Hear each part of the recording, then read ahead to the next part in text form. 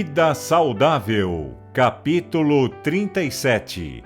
A enfermeira missionária. Necessidade de enfermeiras. Em quase todas as igrejas há jovens, moços e moças que podem ser instruídos quer como enfermeiros, quer como médicos. Jamais terão eles oportunidade mais favorável do que agora. Apelaria para que se estudasse este assunto com oração, que se fizesse esforço especial para escolher aqueles jovens que dão indicação de utilidade e força moral. Que estes recebam uma educação no nosso sanatório, em Battle Creek, para saírem como missionários onde quer que o Senhor os chame para trabalhar. Qualificações dos enfermeiros. Desejaria que houvesse uma centena de enfermeiras em preparo onde existe uma. Deveria ser assim. Tanto os homens como as mulheres podem ser muito mais úteis como médico-missionários do que como missionários sem instrução médica. Os assistentes devem ser alegres e esperançosos. Os assistentes devem ser tranquilos, calmos e controlados. A mãe pode ser uma enfermeira e médica inteligente dos seus próprios filhos queridos. É seu direito ter uma compreensão do seu próprio organismo e dos organismos dos seus filhos para saber como tratar os seus filhos na doença. O dever da enfermeira para consigo própria.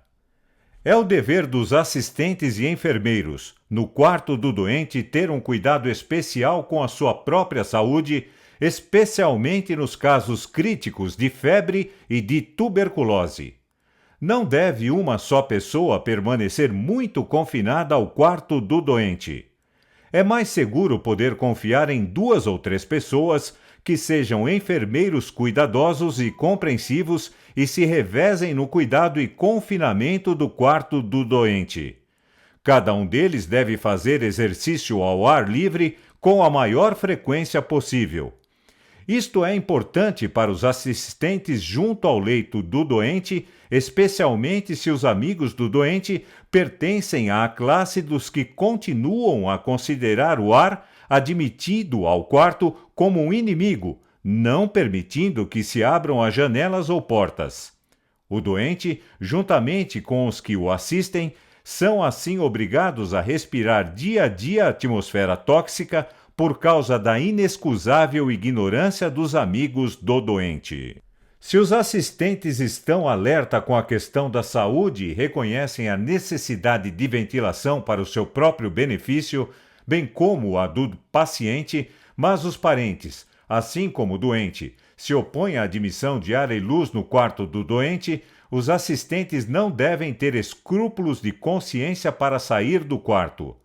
Devem sentir-se desobrigados das suas obrigações para com o doente. Não é dever de um ou mais arriscar a possibilidade de contrair doença e pôr em perigo a sua vida ao respirar uma atmosfera tóxica. Se o doente cair vítima das suas próprias ideias errôneas, excluindo do quarto a mais necessária das bênçãos celestes, que o faça, mas não com risco dos que devem viver. Sugestões para enfermeiras. É de grande valor para o doente que o quarto tenha uma temperatura uniforme. Isto nem sempre pode ser determinado corretamente se ficar a critério dos assistentes, pois podem eles não ser os melhores juízes quanto à temperatura certa. Poucos são os que reconhecem o efeito de maneiras calmas e firmes, mesmo no cuidado de um bebê. A mãe ou a ama irritadiças e impacientes criam impertinência na criança que tem ao colo, enquanto que maneiras gentis tendem a acalmar os nervos do bebê. Onde há 2 vigilantes, eles frequentemente conversam, por vezes em voz alta, mas mais frequentemente em tons sussurrados, o que é muito mais tentador e excitante para os nervos dos doentes do que falar em voz alta. Os assistentes dos doentes devem, se possível, deixá-los em silêncio e descansar durante a noite enquanto ocupam um quarto contíguo.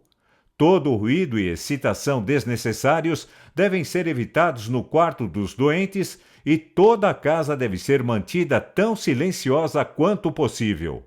A ignorância, o esquecimento e a imprudência causaram a morte de muitos que poderiam ter vivido se tivessem recebido os cuidados adequados de assistentes criteriosos e atenciosos.